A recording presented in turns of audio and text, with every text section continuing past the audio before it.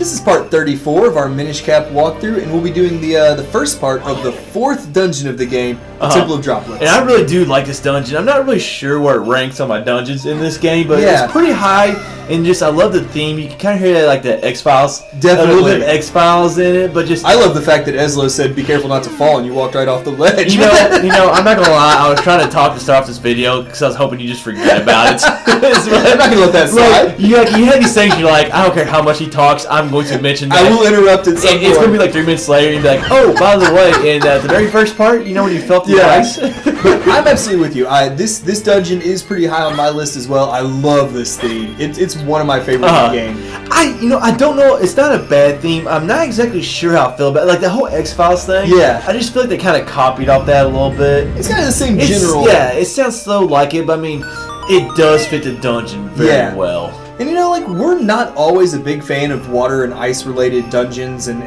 caverns and anything else, but this one, it was a little different for some reason. It's kind of surprising, really, because, like you said, we hate those dungeons. Yeah. And in this one, they combine it, which is one of the things that I actually really like. It works so well, and you'll see that a little later, like, the ice and the water elements, because both intermingle. We've never had it combined in a Zelda game, have we? Not that I can think of. Like into a dungeon, like, you know, you usually get one or the other. Yeah. Like, you know, either they're a dungeon, like, now I guess in, what's it called? Ocarina of Time. I forgot that one. I don't know. But we had the ice cavern, then the water temple. Yeah, so but they weren't together. Yeah, they weren't together, though, so. I think one thing about this dungeon that I loved, though, was the idea of using sunlight to melt some of the ice. And that's something I can't think of ever really being done. No. It's just a really cool concept, really. Yeah, I mean, we've used fire arrows and fire rods and stuff like that to melt ice before, but never sunlight like that. Well, you had sunlight, like, you didn't use it to melt anything, but, like, you had it in the Earth Temple.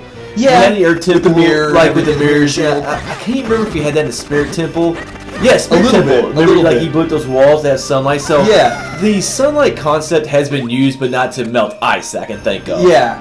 And another little touch in this dungeon I'm a big fan of is in some of these rooms, and this is one you saw when we first walked in, under the ice there, kind of on the left-hand side, you can see it looks like there's like a flower or a plant or something frozen underneath the ice. I thought that looked really cool. I actually didn't know that until you mentioned it, but it does look pretty cool. Yeah, it's just a nice touch. Now, one thing that's not cool at all is these stupid ice block puzzles. They're a pain in every Zelda game, obviously, because like you push it and it goes all the way until a stopping point. And that's what makes them so hard, but they're frustrating. You know, man, they are frustrating, I do hate them, but man, they really add a good puzzle element to the game. They do, and like for people who are a big fan of the puzzles more than the combat and things like that, it's a good thing, but man, it just seems like every Zelda game has a few of these. And they're always tough, man. I know. Like you get like those three, like, I mean, there's so many different combinations. Like, you know, I don't remember Finite too well, but there's like probably a formula that you can use to come up with all the combinations, but you can just look at 3 different blocks, ice blocks, and then all those concrete blocks. Yeah. Like, I mean, there's just so many ways you can do that. I mean, I just think back to, like you mentioned the ice cavern earlier from Ocarina of Time. I think back to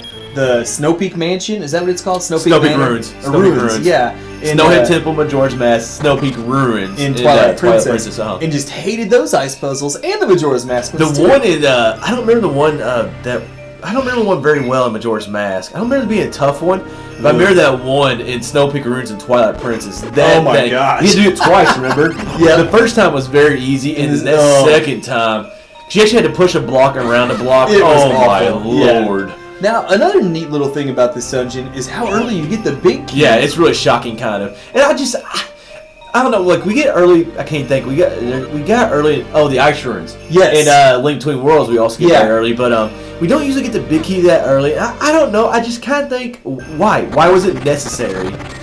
But you kind of see it, but you do see the well, you see the element, right? Yeah, that's what I've been saying is the element. Yeah, and Eslo even mentions, wow, it's right there, but how do you get out of this big block of ice? So it's cool to get the big key and use it right there off the bat. Yeah, I mean, just, I don't know, I feel like there's another way you could have done that, maybe.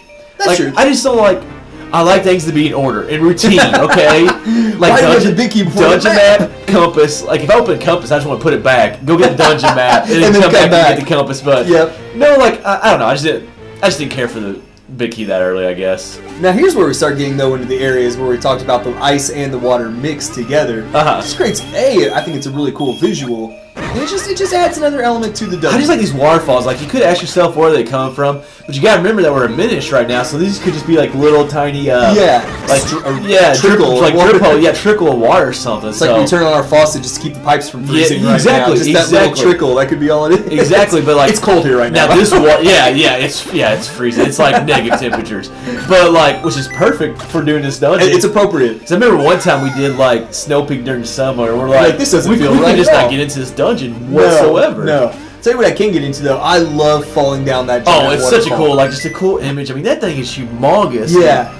And we mentioned before, like, I think it was just the last part, like, we like the waterfall areas. Yeah, and definitely. things like that. So seeing a big one like that, jumping down. You don't really get like big water. I mean, that's not a big waterfall. But like, I mean, you don't get big waterfalls in a lot of Zelda games. Not really at all. The only one I can think of is Zora's Domain in Twilight Princess. Like that. That's about it. That was a very big one. But other than that, like the one Ocarina of Time in Zora's Domain was not that big. So. It's just kind of cool. It adds something. Nice job ducking under that bar. Yeah, right there. Every once in a while, I gotta get it right. I thought that thing was taking your head off at first, but it doesn't take any hearts. We got 14 of them. We can spare one or two. That's why I say every time I get hit, I'm like, I didn't care. Yeah. We want to show you guys what happens when you get to use that peril beam. Yeah, that's not going to happen so far. No, I don't think we take that. I can promise everybody that's not going to happen until Dark Hyrule Castle at the earliest. Because that's where I'm at right now. Oh, that place is an adventure. But I just love how they brought a lot of things together. Like, you'll see, like, we got the Gush Jar right here. Yep. And this, that leaf concept, which I don't believe or lily pad, I guess. Yeah. We've not really used that inside of a dungeon. We used it a little bit in the very first dungeon. Deepwood Shrine. Once we got the Gush Jar. I think you're right. I think I do remember, like, but it wasn't much. Yeah, but, like, we got the whole water and ice combo right here. We're going to bring back the Gush Jar and the lily pad. Just, I don't know. I really like just the things, how they were brought together here. It is nice how they brought it together, but I could not stand riding on this stupid thing. Yeah, well, just with the Gush Jar, it's a pain because that Gush Jar is so powerful. I mean, it spits you kind of far. Now, what I don't understand, though, is, like, in the first dungeon when we did this, it was because we couldn't go in the water at all. We didn't have flippers. Yeah, We can swim here. Why do we need the lily pad? Yeah, I mean, we use it to get on platforms. I guess, like, why can't you get on platforms when you're swimming in the water? I guess they're ice. It makes it so maybe that's a little bit of a reason. I mean, I guess it makes enough sense. It makes sense than a lot more Zelda things already. There's a lot of things that make a lot less sense in Zelda than this. True. Well, my first thought was maybe because we're in this frozen area, maybe if you jump in the water, it freezes you or something. But we've been swimming in around it all the time. That's a good way to think of it, though. Like, maybe the water's too cold. Like, that's my thought. That's what I'm going with, and I'm sticking to it. That would be cool. Like, I mean, like, now we actually had to get in the water there. The first time we came down that waterfall, we had to get in the water.